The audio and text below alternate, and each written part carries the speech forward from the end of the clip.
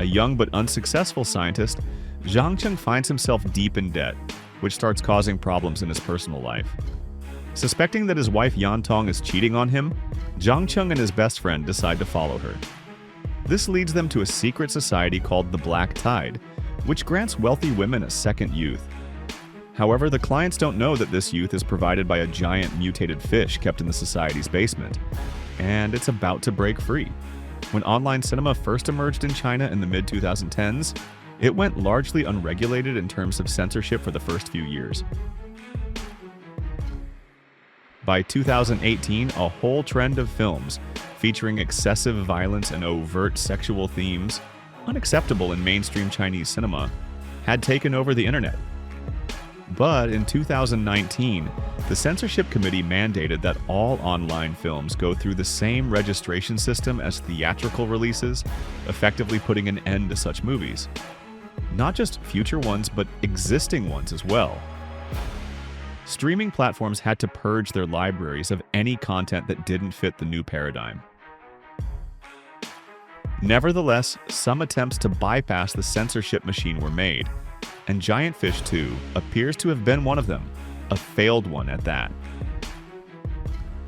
This is evident from the fact that the film was released a full year and a half after the third installment of the franchise, directed by the same Richard Yin, and in an obviously censored form.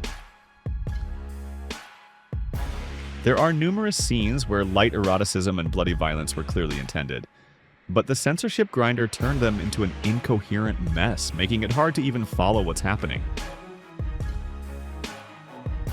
The first Giant Fish film was released in 2020 and became a major hit on streaming platforms. The sequel has no connection to it, and stylistically, Richard Yin took a completely different approach. Unlike the relatively serious original, Giant Fish 2 leans into absurd humor, kitsch, and an exaggerated, almost comic book level of ridiculousness.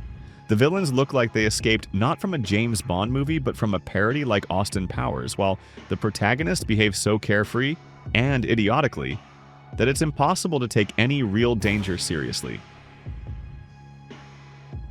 That said, it's clear Richard Yin did this deliberately, mimicking the style of trashy B-movie kitsch. The film features plenty of model beautiful women, many in revealing outfits, and two of them even seem to have a non-platonic relationship.